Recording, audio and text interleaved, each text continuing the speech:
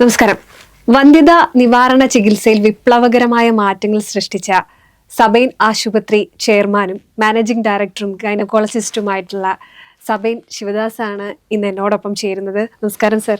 നമസ്കാരം സർ.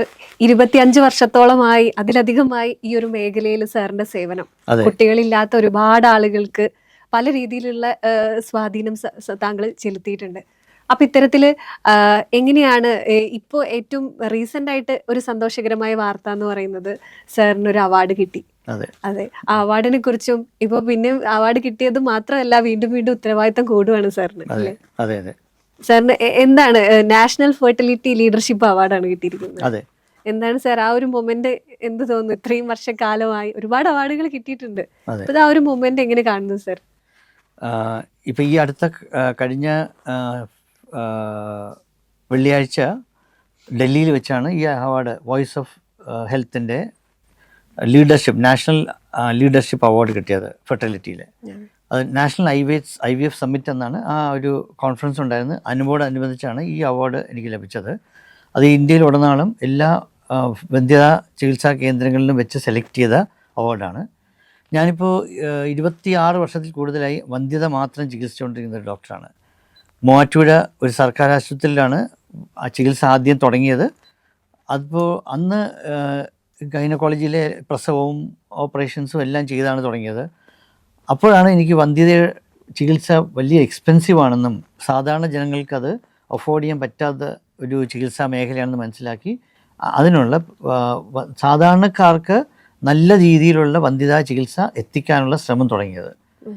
അന്ന് തുടങ്ങിയതാണ് ഈ പ്രയത്നവും. അന്ന് നമ്മൾ പതുക്കെ ഒരു ക്ലിനിക്ക് തുടങ്ങി. അതിനുശേഷം മൂവാറ്റുപുഴ തന്നെ ഒരു ഹോസ്പിറ്റൽ തുടങ്ങി. ആ ഹോസ്പിറ്റൽ കേരളത്തിലും സൗത്ത് ഇന്ത്യയിലും ഫേമസ് ആവുകയും പല ആൾക്കാരും വന്ധ്യത ചികിത്സയ്ക്ക് വേണ്ടി ഈ ഹോസ്പിറ്റലിൽ എത്തിച്ചേരുകയും അവിടെ ഏറ്റവും അത്യാധുനികമായ ചികിത്സാ രീതികൾ നമ്മൾ തുടങ്ങി. പല രീതിയിൽ IUI, ലാപ്രോസ്കോപ്പി, IVF, ICSI എന്നീ ചികിത്സകൾ തുടങ്ങി. ഇന്ന് ഇന്ത്യയിൽ തന്നെ ഉടനീളം നമുക്ക് പേരും പെരുമയുണ്ട്. ഇപ്പം നമുക്ക് 5 ഹോസ്പിറ്റൽസ് ഉണ്ട്. മൂവാറ്റുപുഴ, അതിനുശേഷം താനൂർ തുടങ്ങി, പിന്നെ തിരുവനന്തപുരം, കൊല്ലം, ഇപ്പം കാസർഗോഡ് തുടങ്ങി, ഇനി ബാംഗ്ലൂർ തുടങ്ങാനിരിക്കുകയാണ്. ഇതാണ് ഇപ്പോഴത്തെ ഒരു ചെറിയൊരു സ്റ്റോറി. സാറ് സൂചിപ്പിച്ച പോലെ തന്നെ ഒരു സർക്കാർ സർക്കാർ ഡോക്ടറായിരുന്ന ആളായിരുന്നു. പിന്നീട് താങ്കൾ നേരെ അതൊക്കെ വിട്ട് ഈ ഒരു രംഗത്തേക്ക് വരികയാണ്. സാറ് പറഞ്ഞു. അപ്പോൾ എങ്ങനെയാണ് സർക്കാർ ആശുപത്രി, ഇതുപോലുള്ള ഗവൺമെന്റ് ഹോസ്പിറ്റലുകളിൽ ഇത്തരത്തിലുള്ള ഒരു ചികിത്സാ സൗകര്യത്തിന്റെ അല്ലെങ്കിൽ ടെക്നോളജി വൈസ് ആയിട്ട് എന്തെങ്കിലും ഒരു കുറവ് വരാമെന്ന് താങ്കൾക്ക് തോന്നിയിട്ടാണോ? എങ്ങനെയാണ് സാർ അതൊക്കെ വിട്ട് ഇങ്ങനെ ഒരു മേഖലയിലേക്ക് വരാൻ കാരണം? ഞാൻ മൂവാറ്റുപുഴ താലൂക്ക് ഹോസ്പിറ്റൽ, ഇന്നിപ്പോൾ ജനറൽ ഹോസ്പിറ്റലാണ്, അത് താലൂക്ക് ഹോസ്പിറ്റലാണ് ആദ്യമായിട്ട് ജോലി ചെയ്ത് പ്രവേശിച്ചത്. അന്ന് തന്നെ എനിക്ക് വന്ധ്യതയെ കുറച്ച് ഇൻട്രസ്റ്റ് ഉണ്ടായിരുന്നു. പക്ഷേ പിന്നെ നമ്മൾ വന്ധ്യതാ ചികിത്സ തുടങ്ങിയപ്പോൾ എനിക്ക് മനസ്സിലായി അത് ഗവൺമെൻറ് ഹോസ്പിറ്റൽസിൽ വന്ധ്യതാ ചികിത്സ നല്ല ടെക്നോളജിക്കലി അഡ്വാൻസ് ചികിത്സ ചിലവ് കുറഞ്ഞ രീതിയിൽ ഗവൺമെൻറ് ഹോസ്പിറ്റൽ ചെയ്യുന്നത് പോലും ബുദ്ധിമുട്ടാണ്. അങ്ങനെ ഞാൻ 5 വർഷം അവിടെ വർക്ക് ചെയ്തതിന് ശേഷം ഞാൻ ലീവ് എടുത്തു. പിന്നെ റിസൈൻ ചെയ്തിട്ടാണ് ബാക്കി ചെയ്തത്.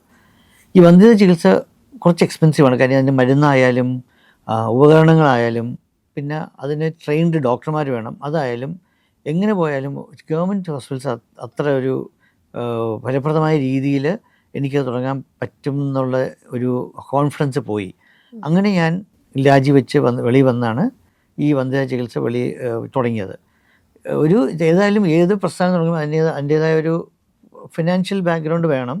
പക്ഷേ കറക്റ്റ് രീതിയിൽ അത് ചെയ്തു കഴിഞ്ഞാൽ വളരെ കോസ്റ്റ് കുറച്ച് നമുക്ക് സാധാരണക്കാർക്ക് എത്തിക്കാവുന്നൊരു മെത്തേഡ് ഞാൻ അവലംബിച്ച് അതാണ് നമ്മൾ ഫോളോ ചെയ്യുന്നത്.